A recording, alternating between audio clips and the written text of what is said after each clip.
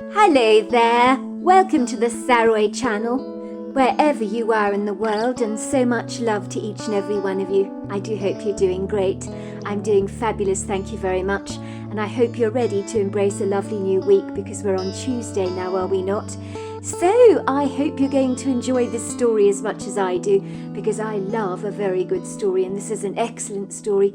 And let's start with part 2 of our story. The following morning, when Big Bear got up, his wife Prim was bustling around the kitchen busily, humming away happily to herself, as if for a brief moment she had relinquished all thoughts of the spiralling debt in their lives. Big Bear liked to see his wife like this, with all her worry ironed away like the creases in a shirt, but he knew she had put them on the back burner for the time being.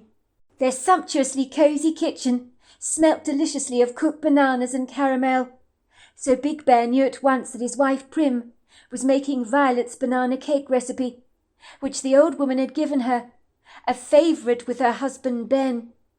He could feel his stomach grumble with hunger, his taste buds salivated. The smell was so very good, and would make any well-meaning diet go skipping out of the window like an Australian joey.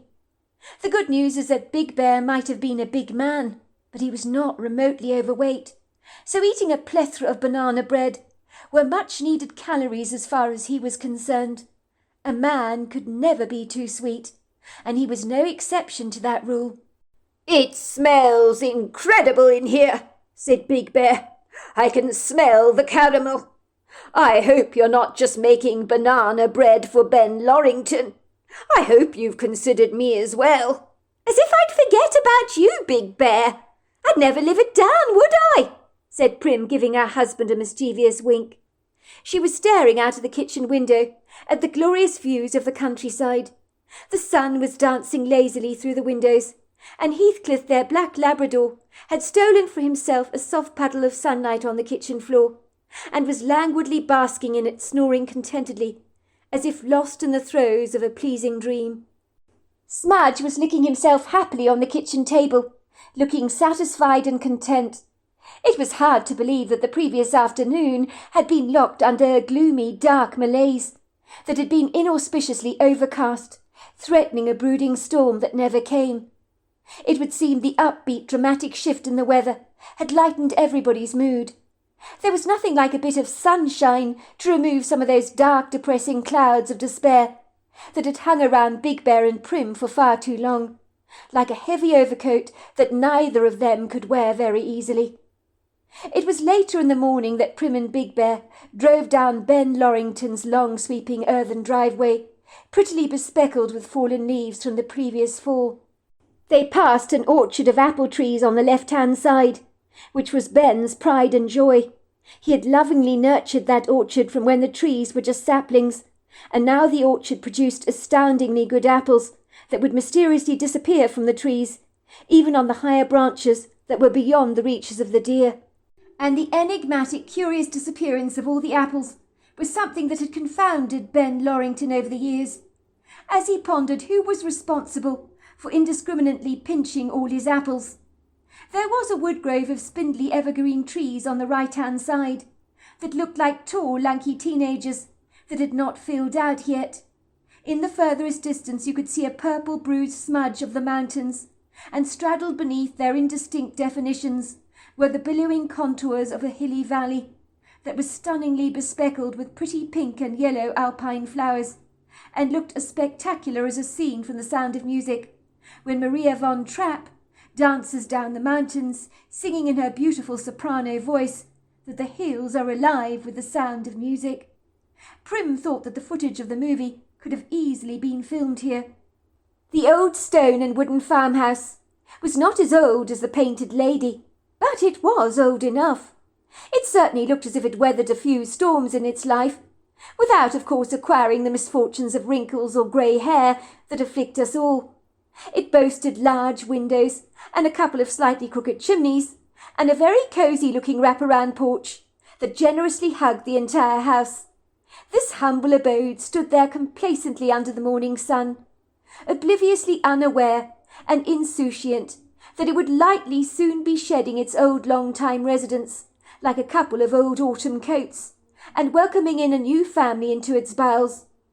Once Big Bear killed the engine and parked his SUV next to Ben's substantial-looking Range Rover.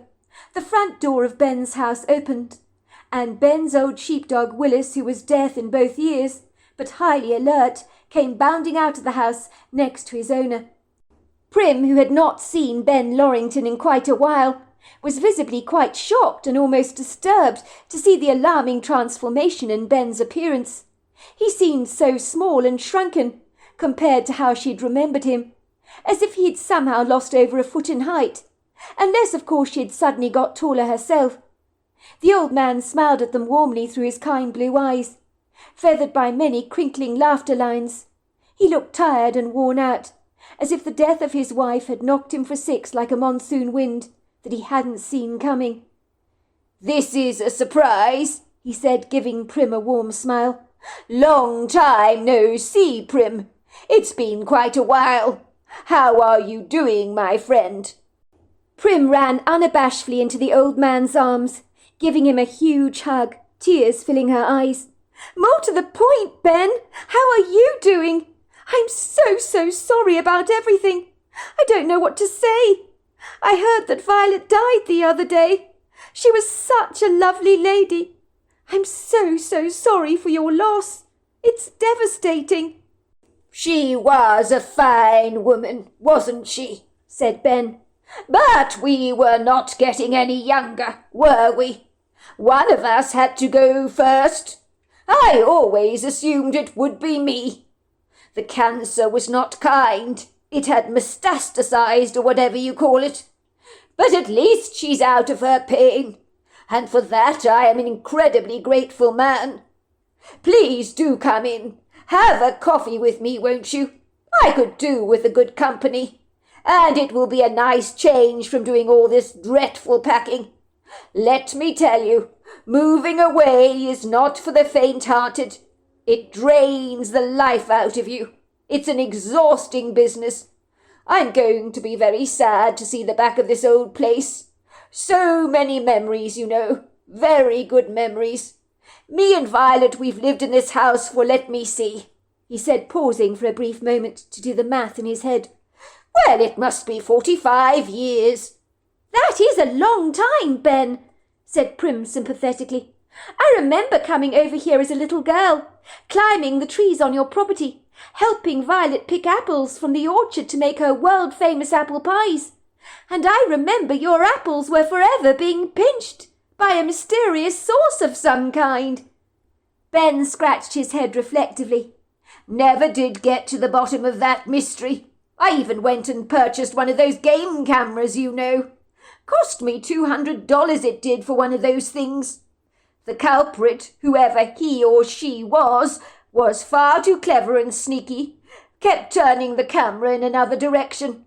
"Who do you think was stealing your apples?" asked Prim.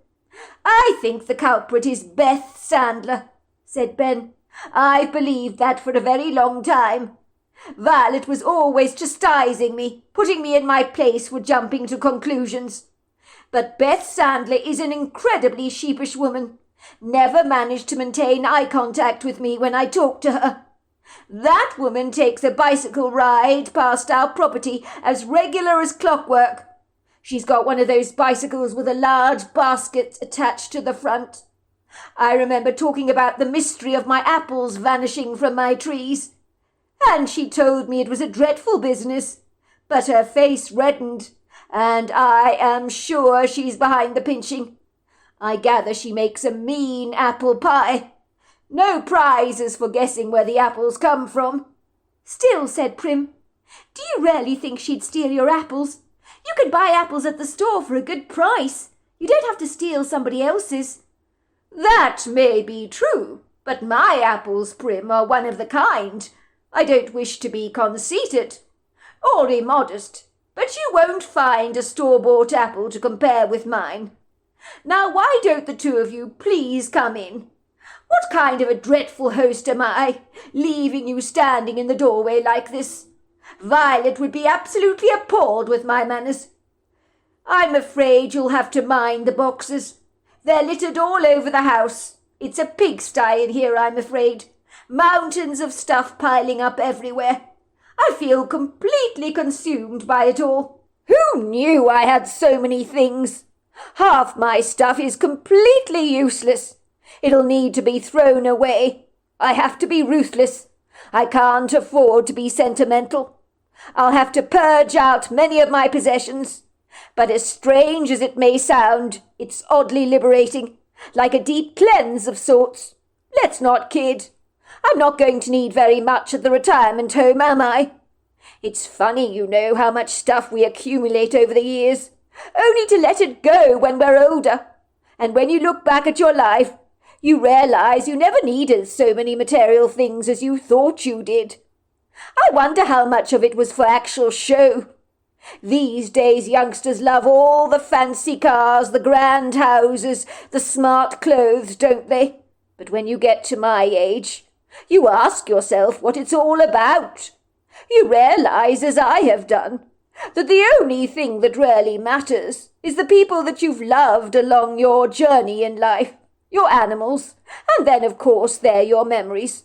And when it comes to my beloved Violet, I have many delightful memories to enjoy basking in, now that she's gone, and that keeps me going. I'm really sorry about Violet, said Big Bear. I don't care how old you are. It's not easy to lose a wife. True, said Ben, shaking his head sadly. Ben, this is for you, said Prim, pushing the container of banana bread into Ben's hands. It's Violet's recipe for her banana bread that she gave me. I'm sure it's not as good as hers, but I thought you'd like it. How very kind of you, Prim. You were always a very thoughtful young lady.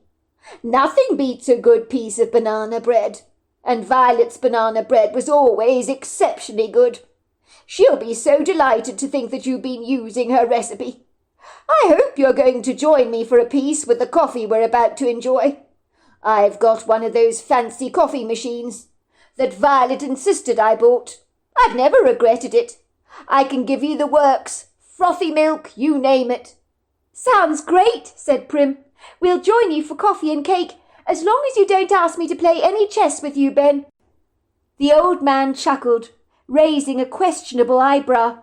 What's wrong with my chess? Everything, said Prim, making a face. I mean, no sooner do I indulge you with a game. It's already checkmate. You better watch yourself at the retirement home, Ben. If you play such lethal chess with everyone, you might seriously lose a lot of friends. And I'm not joking either. No one likes to feel like a loser. You make a good point there, Prim, said Ben. Violet was always telling me that no one would ever want to play chess with me, because I'm too damn good. I'd be better off playing Monopoly, but I never took to that game. Look at us, we're still standing here in the doorway, even after I've just invited you in. What the hell is wrong with me? What am I like? As I was warning you earlier, please excuse the boxes. I'm putting them in storage for my son to sort through them to decide what he wants to keep, what he wants to throw away. Oh, by the way, I meant to ask you, Prim. Violet always had a soft spot for you. She really loved you, you know. Is there anything of hers you'd like to keep to remember her by? I know she would appreciate you keeping something of hers. Well, there is actually, said Prim. If it's not too presumptuous of me, of course, and only if you've got one going spare. But I really would love one of Violet's patchwork quilts, or even a patchwork cushion of hers. They're so distinctive. Ben smiled happily. I think we can sort that out for you, Prim. You just stay here in the kitchen. Make yourself comfortable on one of those chairs over there. I won't be a moment. Ben returned with a large patchwork quilt in his hand. Violet would have been thrilled to give this to you, he said, placing it on a chair next to where Prim was seated in the kitchen. You can take that when you go. Oh, thank you so much, Ben, said Prim, her face lighting up like a Christmas tree. It is so kind of you. When I get back home, this is going straight on our king-size bed. Well, you know how Violet was. She loved making those patchwork quilts. It was a passion for her. Prim and Big Bear watched Ben busy himself with his fancy coffee machine that looked as artisan as something you might find in Charlie and the Chocolate Factory. Soon they were all enjoying mugs of piping hot coffee together, smothered in dreamy but frothy clouds of milk that was as good as anything you might find from an upmarket coffee shop, and this was accompanied with delicious melt-in-the-mouth banana bread that Prim had brought along with her. Prim was struck with the horrifying revelation that this comfortable little rendezvous that they were now enjoying with Ben Lorrington would likely never happen again, and that left her with a degree of melancholia. Ben would be moving away to a retirement home shortly by the coast. She would possibly never get to see him again. Once his house was sold, new people would be moving into the Lorrington stone and wood home.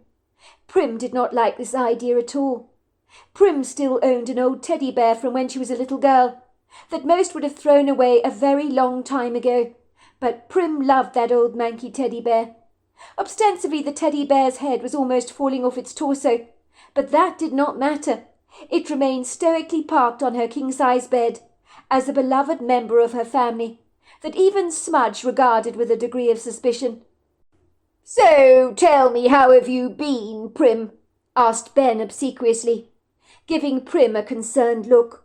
"If you don't mind my saying, Prim dear, you look, well, what is the word? Pale, a little on the thin side, if you don't mind my saying. Is everything all right with the both of you?" "We've just had a few financial issues, that's all," said Prim. "You know how it is, but we'll sort them out soon enough, I guess. I suppose it's made me lose my appetite a little." Ben looked concerned, his brow furrowed in a series of lines. "That is too bad. Financial issues can be soul destroying. Believe me, I know all about them, and young people don't need that in their lives. Is there anything I can do to help?" he asked. "I could always give you a bit of money if it helps."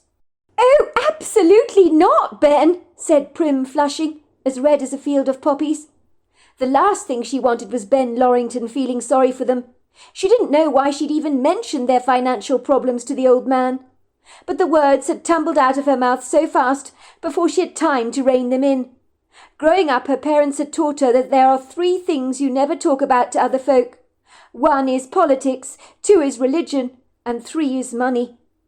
"It's kind of you to offer, Ben, but we'll sort everything out, I promise you." "If you're sure," said Ben. "I'm an old man. I can afford to help if needs must.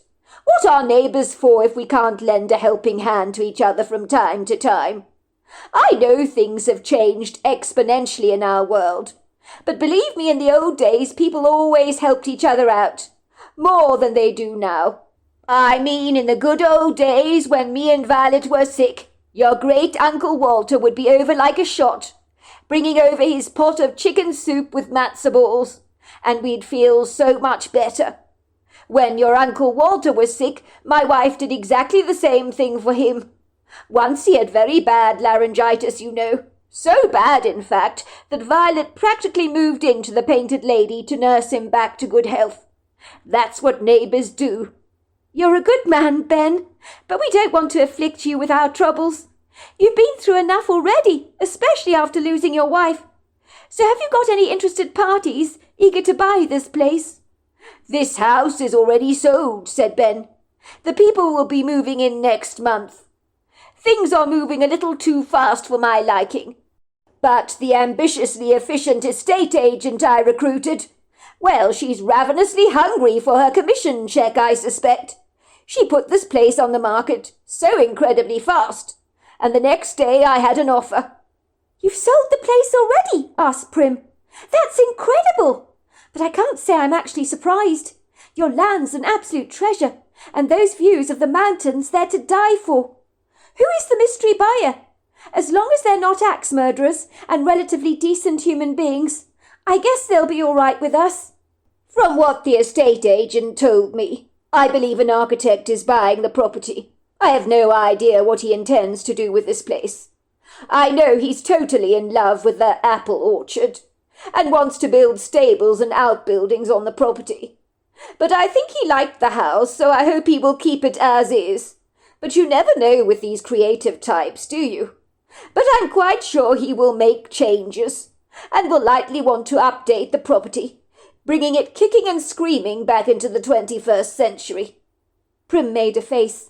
As long as he doesn't spoil your property by building a modern monstrosity in its place, I'll be all right with that. Some of those modern buildings these days are eyesores, let me tell you. Have you seen the house in town near 5th Street? The one that literally is made of concrete, iron and glass. It's hideous, let me tell you. It looks like an office block, more than a home. There are no soft edges to the property, no redeeming features, no decoration, nothing. Oh, I know the one, said Ben, making a face. It is an eyesore. But some people like houses that way. Coziness is an alien concept to them. Well, we better get going, said Prim, giving Ben a warm, effusive hug. Don't be a stranger all your life, she said, poking him teasingly. If you need a helping hand with anything, give us a call. And feel free to join us for dinner any time, if you feel like some company. And don't you dare leave without telling us goodbye and giving us your new address. Of course I wouldn't dream of leaving without saying goodbye first, said Ben with a grin. I hope things get better for the both of you on the financial front. I really do. Thanks a lot, Ben, said Big Bear, slapping him on the back. It's good to see you, Ben. Keep strong, bro. 2 days later. Sometimes they say there is a wrong way and a right way to get out of bed. And if you get out of bed the wrong way, the day ahead of you promises not to be a good one. But if you get out of bed the right way, you can pretty much handle anything the day might throw at you, good or bad. Prim obviously got out of bed the right way, because for an inexplicable reason she felt a shift, as if a load had been lifted off her shoulders. It was as if something deep within her gut was reassuring her that the painted lady would not be stolen from their grasp, that a solution to their problems would soon be found. Why she felt as assured as this she could not be sure, but it was an inward knowing that tugged away at her, reassuring her that their problems would soon be resolved, and this certain feeling gave her a lightness to her step. For the first time in a long time she was surprised to find she'd slept the entire night, without restlessly tossing and turning, and waking up in a fretful sweat. On this morning the day seemed remarkably different, almost as if it had embraced her with a generous warm hug. Bright sunshine trickled through a crack in the curtain, lighting up her entire bedroom. Prim had a sense it was late in the morning, but without her kids racing around the house like rambunctious bull terriers, throwing around balls and frisbees, or rolling down the corridors on their skateboards, the painted lady was dappled in a serene, tranquil ambience. Even Big Bear had not spoilt the peaceful calm and glorious serenity, as he generously left the house so discreetly, without making a noise, so Prim had managed to sleep in rarely late. Big Bear was very thoughtful about things like this. It was already 11:30 in the morning, but the long sleep she'd enjoyed she did not regret for a moment, as everyone can appreciate the benefits of a long, restful, rejuvenating sleep. Heathcliff had come bounding into the bedroom, wagging his tail furiously, and she'd climbed out of bed, eagerly darting down the staircase with the ebullience of a little girl. So the change in her energy was really quite startling this morning. Normally she'd trudge down the staircase like an old man with a backpack on his back, weighed down by all her worries. It was a magnificently beautiful, prepossessing day, and Prim sat down at the walnut kitchen table to warm her hands on a mug of coffee, with Heathcliff at her feet, keeping them snug and warm. She looked up towards the kitchen window, suddenly getting the overwhelming sense that something or someone was looking at her, and there, standing 3 feet away from the window, was this massive human-looking creature that was studying her with curious dark treacle-coloured eyes. It was almost as if this strange idiosyncratic creature was reading her like a book, as if he was looking at her very soul and seeing things about her that others were not privy to seeing or knowing, things that she'd tucked discreetly away, like the old photographs and diaries you might bury away in the attic, clandestinely hiding away from any prying eyes. There was no doubt in Prim's mind she was seeing a Bigfoot, but she was so confounded by his appearance she almost clumsily knocked the coffee off the table. It was a good thing she didn't get any of the beverage which was piping hot all over her skirt. It would likely have burnt her. Was this some kind of bizarre dream, she wondered? Maybe she was still fast asleep upstairs in her bed, and was about to wake up in any minute. She rubbed her eyes, but the Bigfoot remained steadfastly still at the kitchen window. He wasn't going anywhere. He continued to look right in at her, moving closer to the window.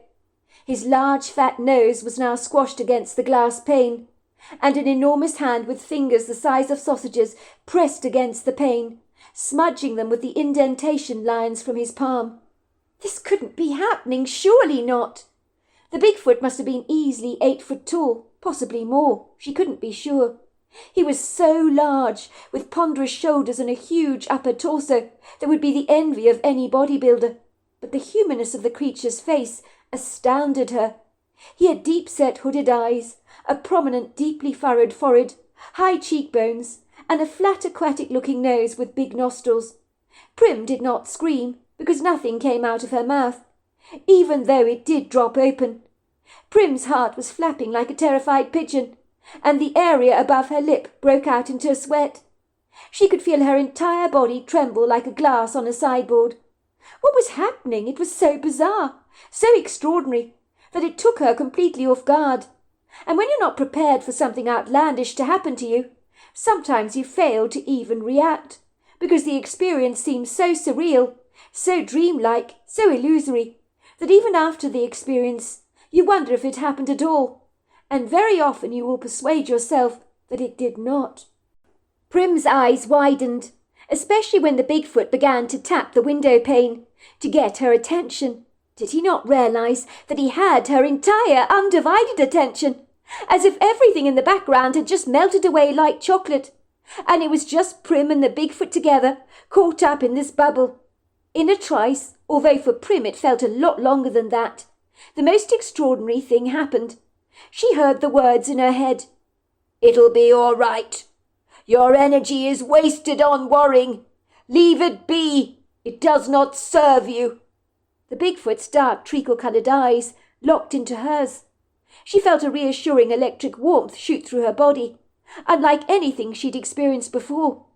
And in that moment she felt as if the Bigfoot had physically hugged her. She realized suddenly that this strange hairy man, whoever and whatever he was, seemed to care about her, and she'd seen the most incredible love in his eyes. The Bigfoot nodded at her, after meeting her gaze, and then glided away. He had come to say what he intended to say.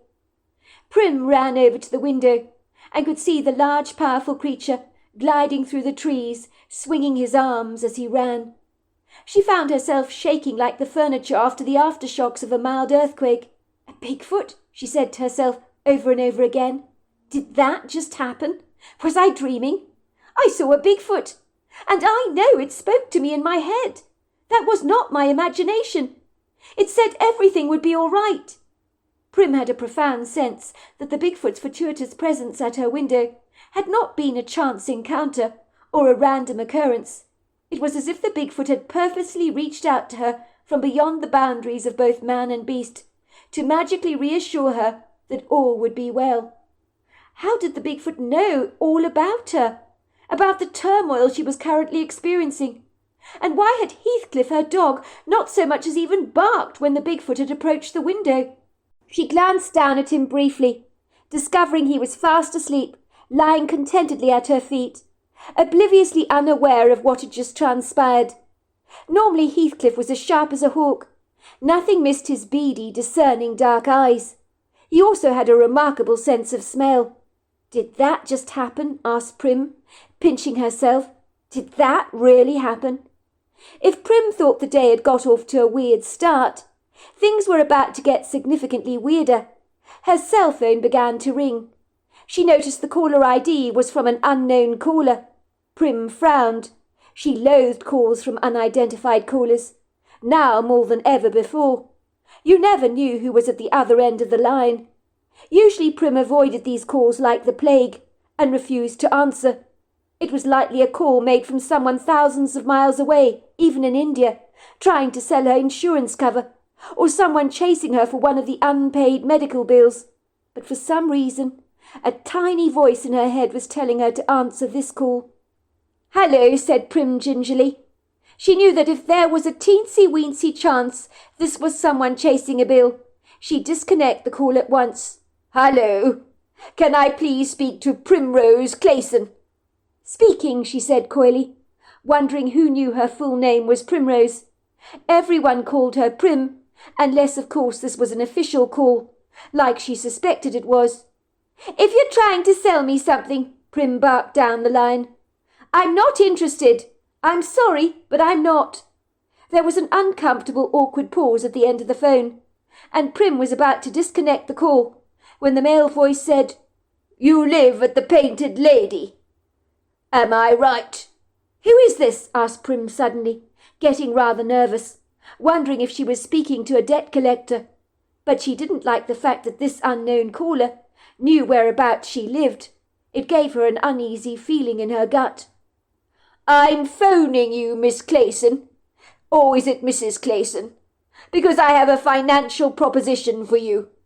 I'll give you $300,000 if I can bury a corpse, a deceased body, on your land. No questions asked. I will phone you tomorrow.